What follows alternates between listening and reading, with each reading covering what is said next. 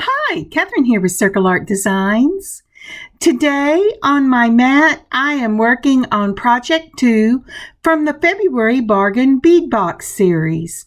This will be a 2-strand pearl and blue Malaysia Jade classic bracelet. I love the beautiful ivory pearls, glass pearls in this strand, and this Malaysia Jade, which is really dyed quartz, is just gorgeous. And I bought something especially to make this bracelet. So let's look down at the mat and get started.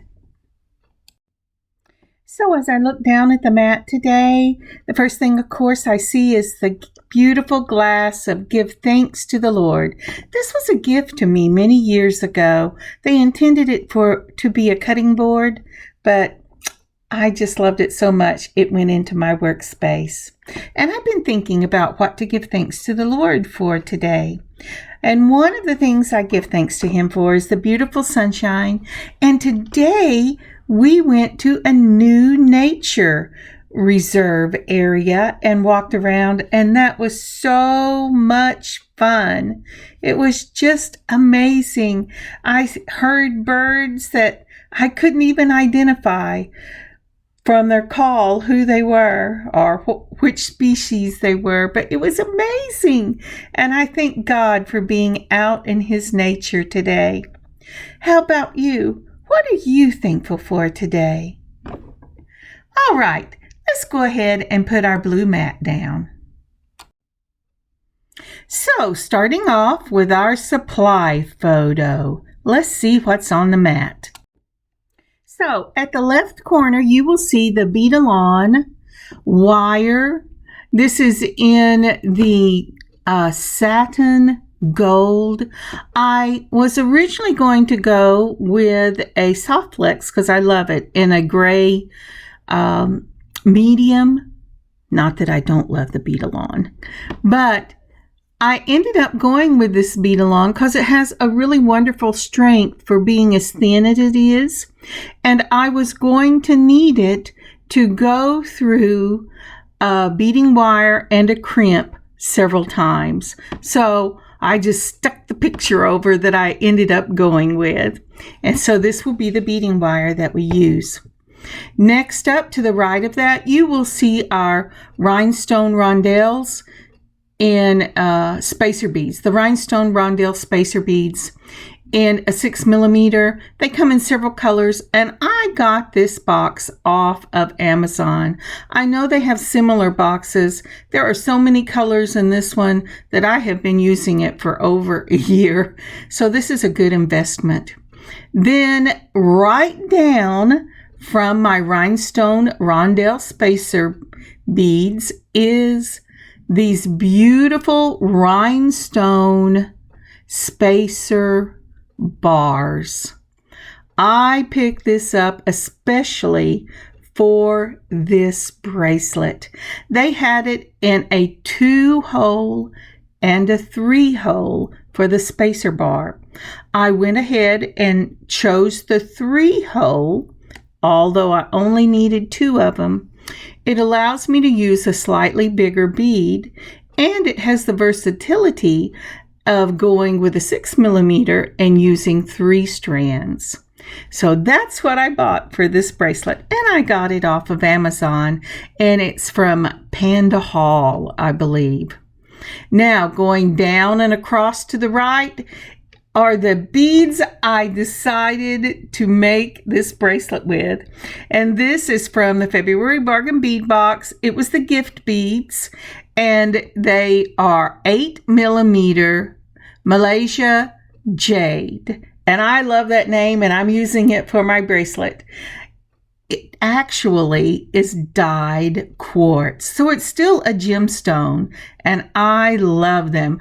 They're a little darker than the bluebird blue, but they're just gorgeous. And I love them with the ivory pearl glass beads that I'm also using to finish up this bracelet. And they are also in an 8mm. Now, right in the middle, I wanted some spacer between my beads, but I did not want them to become overpowering.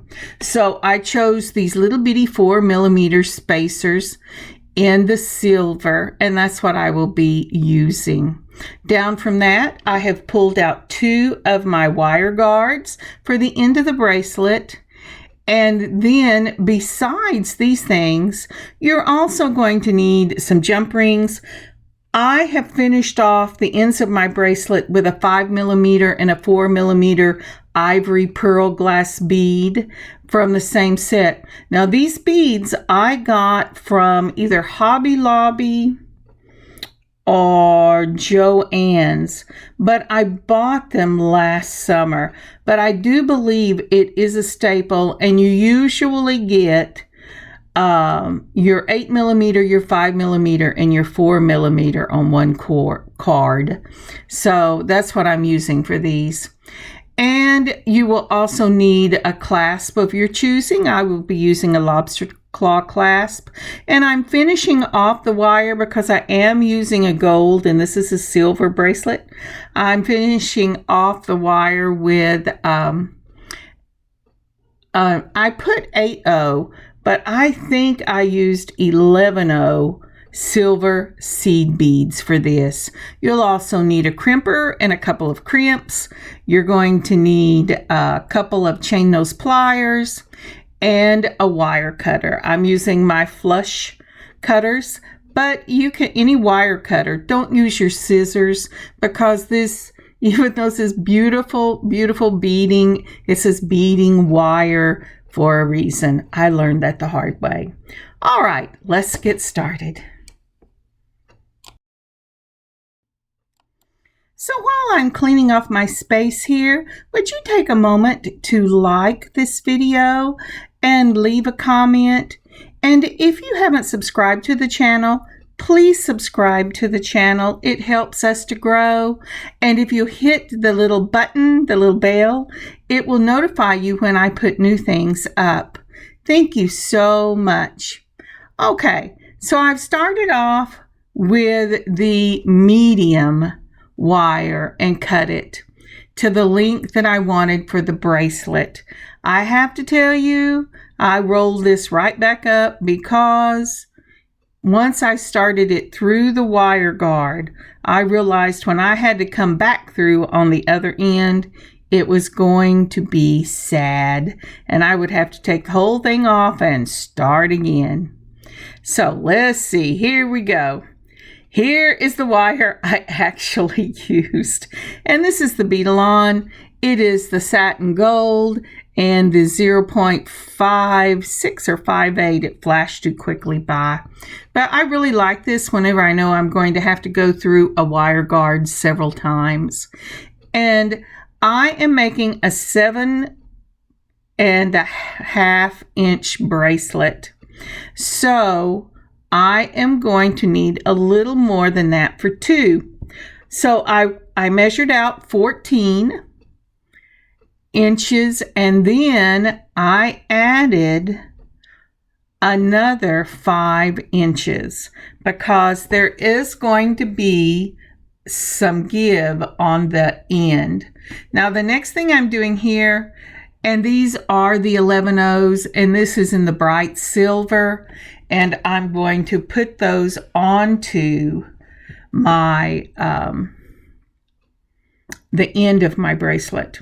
And the other thing I'm doing here is, since I've already pulled off my larger ivory glass beads, I'm pulling off these small little 4mm beads, and I will go ahead and take a few of the 5mm beads as well.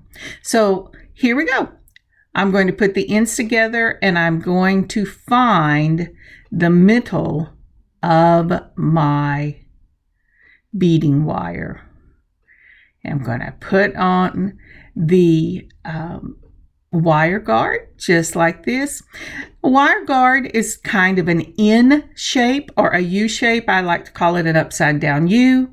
Go ahead and put one end of your beading wire through each tube on the wire guard. And that will make one side of your bracelet. It's a little trickier on the other end, and that's why you're going to need this small wire. Oh, the first thing I'm going to do here is I'm going to put on, I believe it is 2 crimps on each side. I started, I'm sorry, 2 seed beads on each side. When I first started this, I tried, I think it was 3 or 4 seed beads on each side. And when I'm doing something like this, I'm really paying attention to the length. And right here, I'm looking at it, I'm going, that looks awful long. And, but you know, never one to give up. I'm going to try, see what it looks like on the other side too. And it just depends on how much of this bracelet you want to be on your wrist and how much of the fastener you want to cover the back of your wrist. Usually, I'm not a big fan of a lot of weight, a lot of bulk on the back of my wrist, but this is going to be a heavy bracelet. And if I leave too much space on the back of my wrist, it's going to swing around and be awful. But we're going to go ahead, we're going to see how this looks, and I'm going to go ahead and put one of the 5mm pearls to go with that 4mm pearl. No, actually, I think what I did is I tried the 8mm pearls right off the bat. So this is kind of a give and take. How do I like to do this? What am I going to like this to look like? Because to be real honest, I haven't quite ever done anything exactly like this. So do you see how that's twisting up there? Boy, that will drive me crazy. But it's just really, really too long. So I do make adjustments in that. So instead, I've taken it off and I've only put 3 of the very small seed beads on it, then a 4mm and a 5mm pearl. And that's what I'm going to do for this. And now it's time for me to add a crimp. I'm going to put one of these number 2 crimps from Beadalon, one on each side of the wire that goes through my bead bar. Because remember, we put the bead bar on the out 2 sides, side holes, not in the center. But I want this to make sure that it's going to hold while I'm working with it. And I won't lie, it's a bit tricky to get this to flatten out in that bead bar indentation. And that's what you're going to want to do. You want it to flatten out, just as if you were making an illusion necklace.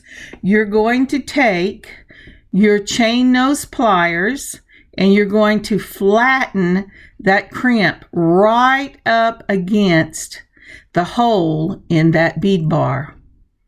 Let's see if I can just, come on, Kathryn, you can do it. The curved nose should be easier to get in there, but it was a pain. But it really does work. So I'm going to go in there and I'm going to crimp it. And it should look just like that. Oh, now then, I'm going to go ahead and do the other one, and I'll be right back. So when I came back, I had bumped my camera and my hands were not in focus for this next little section. But this is what I'm doing. I went ahead and put in a 4mm spacer right up against that bead bar so that the next bead would be out a little bit from the indentation in the bead bar. Then I added that 8mm Malaysian blue jade, then another of the 4mm spacers, then the 8mm ivory glass pearl.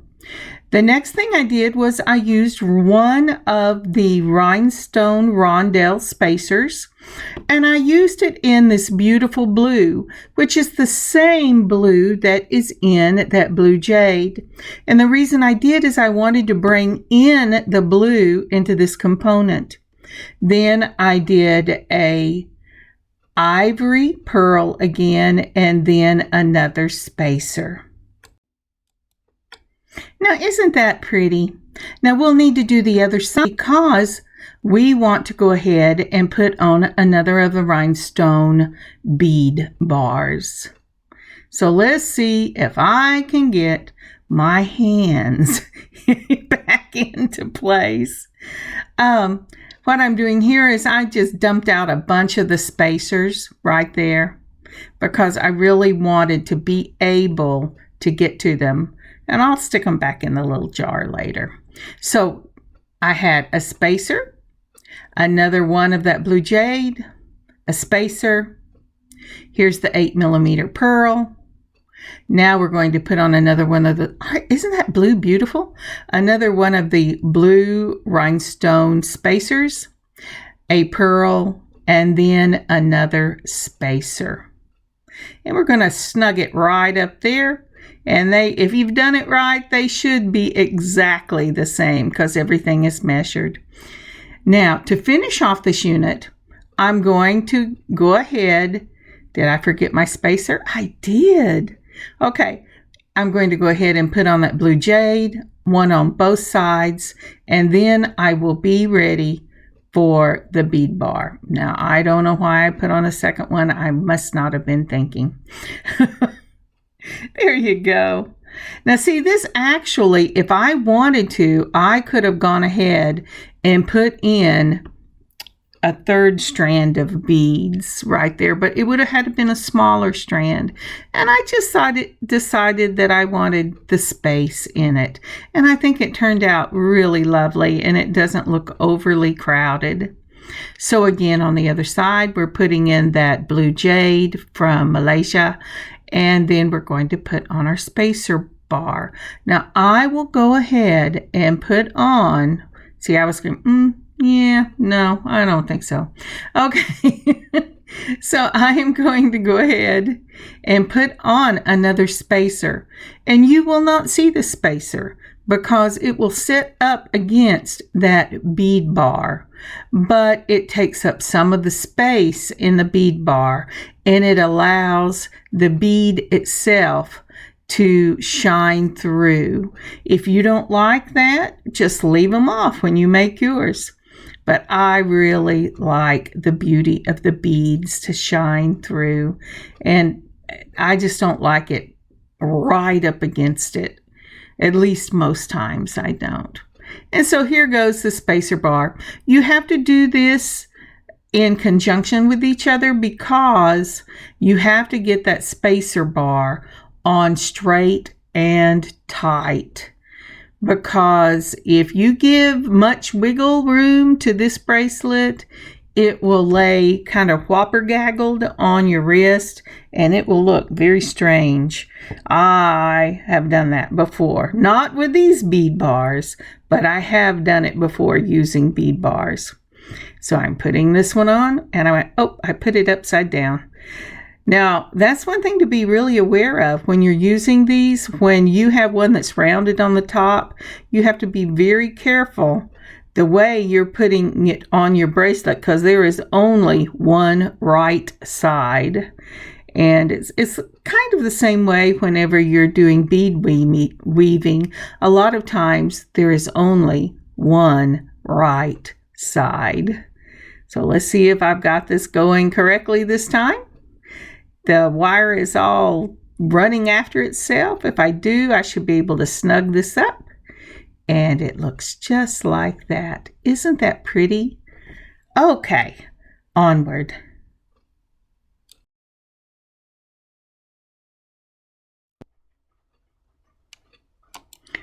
So with our first component, we did the blue, 2 pearl, and blue. This time we're going to change it up a little bit.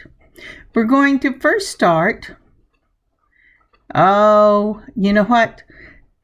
I am trying out these little pearls to see if they will keep the bead where I want it to sit. And you know, experiment is the meat of creation. Unfortunately, I have these ideas sometimes and I go, no, I just don't like that at all. And that is exactly what I did right here.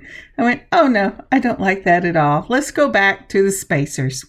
So we put on the spacers, and this time I'm going to start with the ivory pearls, those beautiful glass pearls. And so I put the spacer in to just give it a little push away from the bead bar. And then I'm going to put one on the other side with a little spacer and the ivory glass pearl. Go ahead and put that right up against that bead bar. Isn't that pretty? And so this time I'm going to use the Malaysian jade, that blue jade or dyed quartz. And I'm going to use it as a tour. So I start by putting on a spacer, and then I'm going to go ahead and put on the blue jade, just like that, and a blue jade on the other side. And then I'm going to put on this time a crystal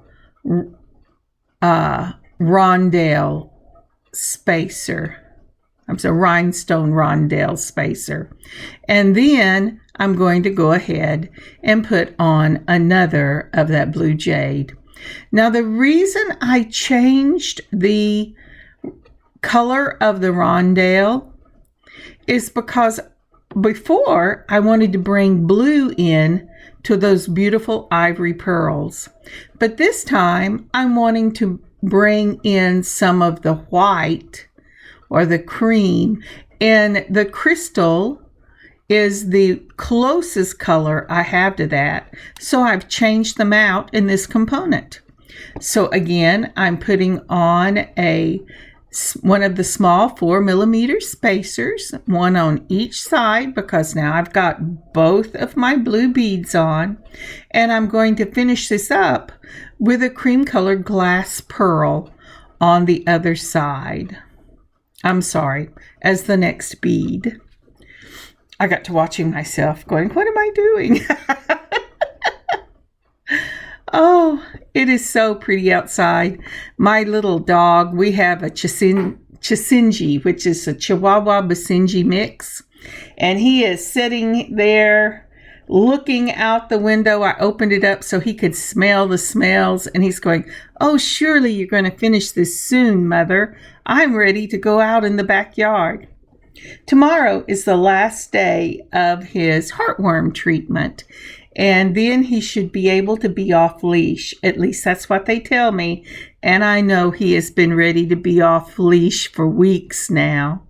But he's been a good little boy, and I'm very proud of him, even as he looks in the laundry bin to see if there's something he can grab. Okay, here it is. So it's the pearl, the blue, and then the pearl. So I'm going to alternate these all the way down till I get to the end of the bracelet, and I can join you there. The very next thing that is going to go on this bracelet is the bead bar, that rhinestone rondelle bead bar. And so I'm going to stop the video, and then I will meet you at the other end. After you get the rhinestone rondelle bead bar on, you're going to want to put 2 of your spacers on and pick up with your first section of this bracelet, and then just alternate it until you get it the length that you would like to have it. See you in just a minute. right, taking into consideration the extra I'm going to have for the finished end of the bracelet, this should run me about 7.5 inches. So I'm pulling out our 5mm pearls, the 4mm pearls, and then I will pull out some of our our 11O seed beads, and you will also need the crimp and a wire guard. We're going to finish this off very similar to the way that we did before. I'm going to put on a spacer on this side, and then I will go ahead and start with the 5mm pearl, just like that. The next thing I'm going to do is, well, I'm going to put on another 5mm on the other. Remember, we want to do this in tandem to each other. And then I will go ahead and put on that 4mm pearl, just like that. Let's see here. Come on, Kathryn. And you notice, I noticed whenever I was looking at this, at some point during this video, the tip of my fingernail polish chipped off. Sorry about that, but I changed it. I have a different color next time around. And then I'm going to put on 3 of the little 11O seed beads onto the side of that, and then I'm going to put on 3 and a crimp. So I have a crimp on both wires. I did not do that on the other side because you remember we did not cut the wire. We just did a loop around, and that's why I had to go to this smaller wire. Now then, I am putting one end of the bracelet wire through my wire guard. Once I get that through, then I'm going to need to put the other beading wire through this same crimp, starting on the opposite side. So you're going to have 2 wires going through this crimp. Alrighty, so now we're going to start from the other side. We're going to take and put it through the little tube on the upside down U. And then we're going to put it through the little tube on the other side so that you will have a beading wire coming out of both sides of this bracelet. Now, once you have that done, you're going to put your wire through each crimp so that there will be a second wire going through each crimp, and then you're going to crimp it. So here I have it ready to crimp. I've pulled it tight enough that you shouldn't have any space, but you can still bend it. A crimper has 2 the back section has a large C. You put it in the back section first and mash your crimp down, then give a half turn, put it in the front section and mash your crimp down. Now the thing with this bracelet is these crimps are very small and there's just a little bit of space in it. So take your time and go ahead and crimp it. If you get in a hurry, you'll break your beads. And at this stage of the game, you do not want to break your beads. So we crimp that side. We're going to go around and catch it and crimp that side. And it should, sorry, I hit the stop button. And it should be ready, just like that. Make sure you go ahead and give it a tug and clip your beading wires. Clip them flush against the ending. And now we are ready to go ahead and open our jump rings and put it on the ends of our bracelets. We'll put those on and attach them at the beading wire. I'm sorry, my hand has fallen off the picture. I now have more picture to do and it still falls off. But what I'm doing here is I am taking 2 chain nose pliers. I'm twisting them to open it.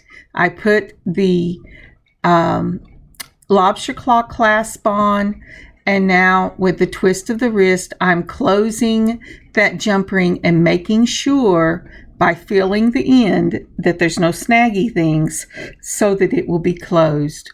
Then on the other side, I'm going to do the same thing. I open my jump ring between 2 chain nose pliers, and this time I'm putting an extender on it. That way it'll give it a little more length in case I decide to put this up in the shop or give it to a friend. And there it is. That is your bracelet finished. Thank you so much for joining me today on this beading adventure. I've had so much fun. Look at the finished product. Isn't that lovely? I think it's just lovely. I just think that is so very pretty. It has such a classic look to it. You know, I ended up ordering these bead bars because my daughter had bought me a bead bar bracelet from an estate sale, and I thought, oh, I want to try that myself, and I love the results. I will make sure that I put pictures up at the back of this video, and this will be up in the shop at circleartdesigns.net. Again, thank you for joining me. It makes my heart so happy to share this with you. I love creating, and if you've been with me very long, you know I love talking and laughing. I hope it brings joy to your heart as well.